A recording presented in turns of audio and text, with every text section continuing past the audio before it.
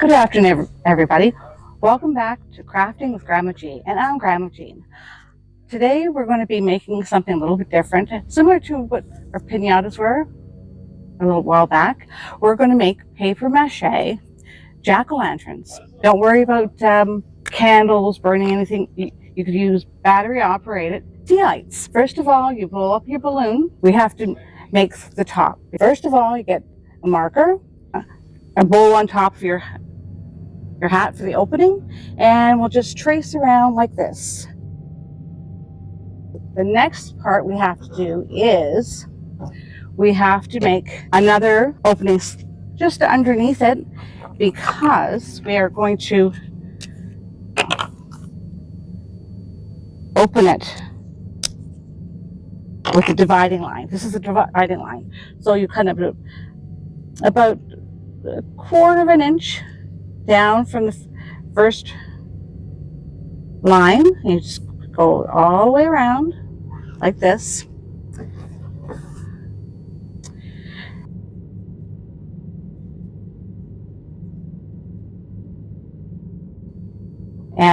But I would suggest for these, you start in September, because you might have different ideas, want to make a few extra for your friends or whatever. And the balloons you can get at any craft store or any dollar store. And then your paints and your markers. Your next step, if you have to decide, the face. Now, first of all, okay, I'm going to do a couple of triangles for the head. Very, just simplistic. Go like this. Put the lid back on. And I made my paper mache mixture out of, say, 1 part flour and 2 equal parts water. Then what we have to do is you start getting your paper mache out, the newspaper. And these are great to use if you have leftover flyers from grocery stores or hardware stores or something. Instead of throwing them in the garbage, you can recycle them. Okay, first of all, we dip it in the mixture and you carefully put it over your eyes. And if you get a chance to do this outside, perfect, because there's very little to be cleaned up. So far, this is how it's looking. I always wear rubber gloves. It's a lot easier to get your hands cleaned afterwards. Okay, so you have to do the top part of your balloon and cover, because you have to mark this off for your opening when your paper mache dries. And one thing you have to do when it's all dry and you're happy with how many layers you have.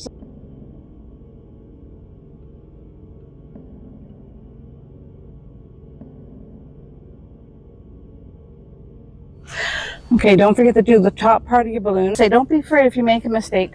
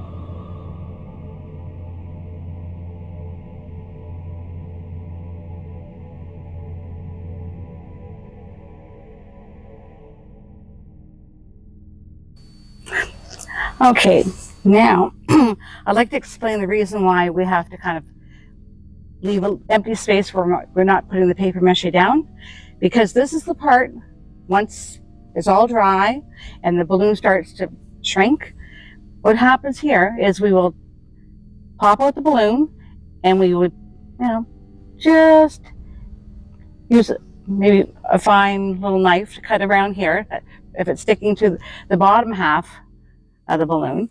And what we will do is, I have one pretty well made now, and this here, top of the balloon. And it was fun. It really, really was. And even though I have the top of the balloon here, you will have time to put on your own little handle.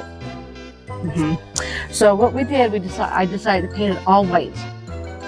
And on the inside of the balloon, because you don't want to, when you put your little tea light in there, that's operated by a battery, you don't want to see, bits and pieces of the newsprint and that. So you did it all dark inside there, either black or brown.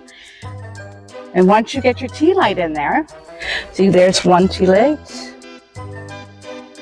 And this here, you don't have to worry about children knocking it over. And if they're running around, if it happens to drop on the floor, oh well. So there we go. That's what it looks like. Hope you can see it. Looks better in the dark though. And then we, like I say, continue painting it. And I'm going to paint it orange at the top. What I did was, so that it wouldn't fall through the top of your pumpkin, I kind of added a few extra pieces of the paper mache, and this way it stays on top. Okay, now we will start painting it. What I've done here is I've used orange, and I put a squirt of brown paint in it because it makes it a little bit darker. But what I've done first to begin with, I put a coat of white paint on here, and this way it covers all the newsprint, and then this way it'll cover better.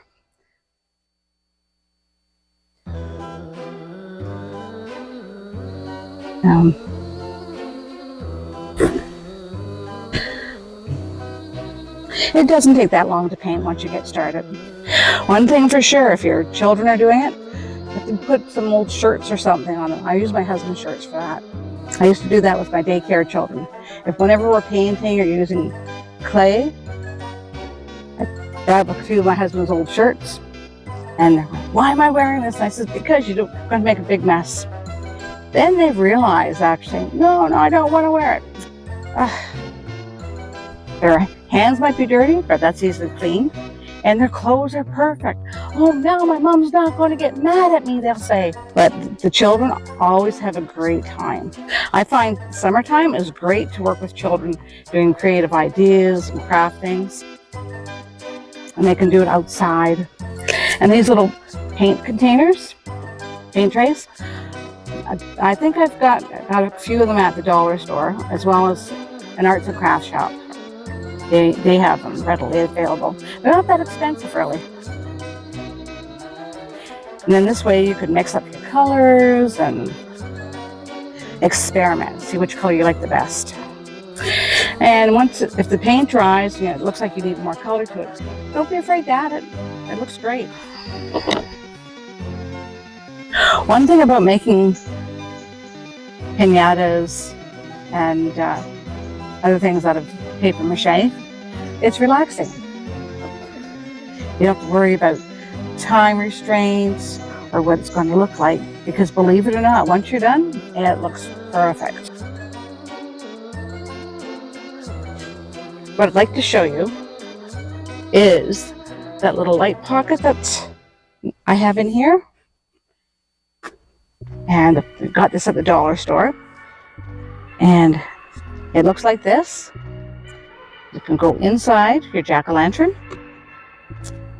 Well, I guess this is it for now. We're just going to be finishing off this one. And I'd like to thank you all for watching Crafting with Grandma G. So like and subscribe. Thank you.